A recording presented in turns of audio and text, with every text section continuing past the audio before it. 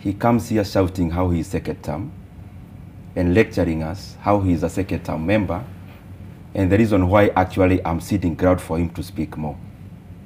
But unfortunately, I've never seen a person who is in his second term in parliament who has actually even no grasp of figures, the figures he actually adjudicates and makes there in parliament. Give us the figures. What we do in parliament, smart, is mostly the economic angle of our country.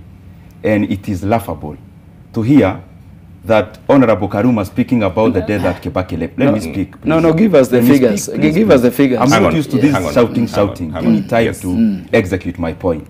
Let me now educate you a little, Mheshimiwa Karuma, because you claim to be in government, and I thought being in government, you have access to direct raw data. But from James, the Central Bank of Kenya, James, where did I say that? Yes. From the budget office in Parliament, and from any other quarter. Now, take a pen and paper. President Kibaki, when he left power in 2013, the public debt of this country, both domestic and foreign, was 1.8 trillion Kenya shillings. That data, you can get it even now. I'm talking of foreign debt. How much was foreign debt? Can you hang on? please? Let me speak this point. Let me speak. But James, I've told you I'm to following pick the a numbers. pen and paper. If you don't have a paper, let me educate you for free. Right there, I'll show you. You can. When President Kibaki left yeah. in 2013, the foreign and domestic debt in this country was 1.8 trillion Kenya shillings on 50-50 basis. So even the argument he's making about what he was referencing, the domestic debt was actually half of that. So just around 3.9, there about trillion. In 2017 December, you can check that from Central Bank, the national debt in this country, the public debt, was 4.5 trillion Kenya shillings in December of 2017. That makes the net borrowing of the first term of President Kibaki and Uhuru Kenyatta, of Uhuru Kenyatta and his deputy William Ruto, to be net borrowing of 2.7 trillion Kenya shillings. Now let me shock you. We adjusted the limits of borrowing in Parliament up to 9 trillion Kenya shillings. And unfortunately, as we talk here, James, is that our country and our economy has borrowed even more than the limits we have set in Parliament. These are the figures. The direct debt borrowed by this handshake regime is currently cumulative, is just around 8.5 trillion Kenya shillings. Then you add something we call guarantees. Guarantees come from Karuma. PPPs are guaranteed by national debt. There is something else called guarantees. Guarantees, for example, let me give you an example. When Kenya Power takes a debt, the guarantee of that SOE, state-owned enterprise, is the government of Kenya. That again is around 3.4 trillion Kenya shillings. The entire total debt in this country is just shy of 12 trillion Kenya shillings. The handshake regime has borrowed a net of 7.2 trillion Kenya shillings. Let me come closer home. President Kibaki, when he left, given our population, we had a per capita debt of around 48,000 Kenya shillings. Currently, through the handshake quagmire, every Kenyan, including a young child born in Murang'a Hospital today, has a debt per capita of around 255,000 Kenya shillings. And we are in deep hole borrowed by this regime. But even, allow me to execute this. Yes. Let me give you a few figures. James, let me for how long do we listen to these lies? Let me tell you something.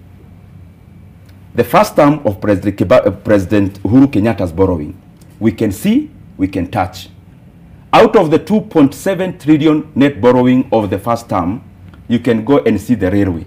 There are real projects you can touch.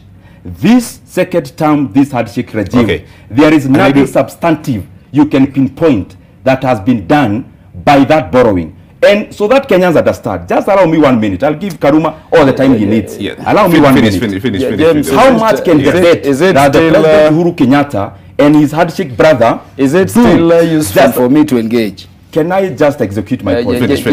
30 seconds, please. I want to speak. Yes. I want to speak lighter language for the Kenyan people to understand, because we are throwing trillions here and there. I want to bring the point closer home. Do I go and watch this lies for more? Hang on. 30 seconds. Yeah, I am from violence. Let me execute my point. I'm too senior. Are you the one interviewing us or him? No. I'm too senior to say being lied. Okay, 30 seconds. 30 yeah, seconds. but for how long? 30 seconds. Is this 30 seconds? 30 seconds. Okay, let him speak. Okay. No, finish your point. Yeah. I'll speak once he's a speaker. You see, it's consistent. You cannot, James, you cannot control the debate. I'm not speaking when you're about the numbers. Okay, hang on. But you cannot speak. You cannot speak until morning. Okay, let him execute his point. Finish your point. And then speak facts so that we engage.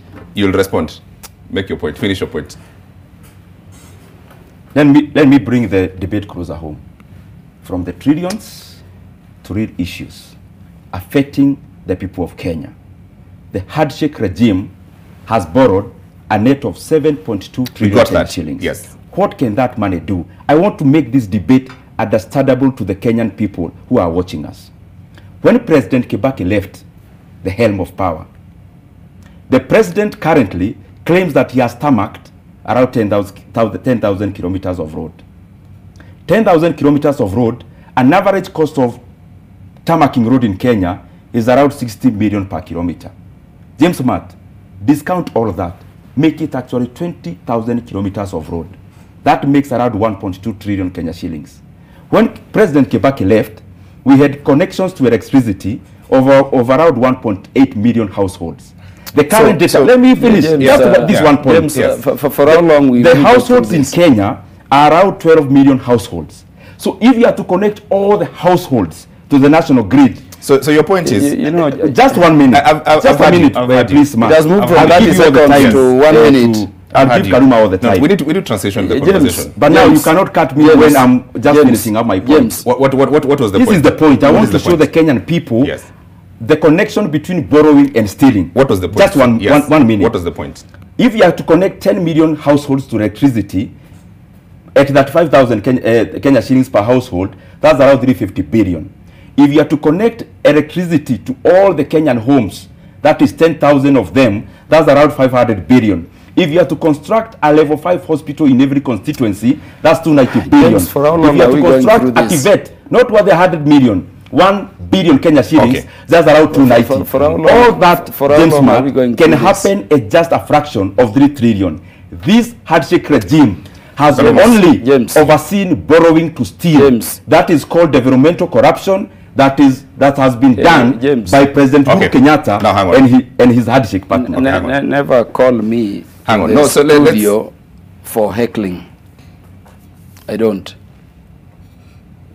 Yeah, and I'm not at that level. Okay.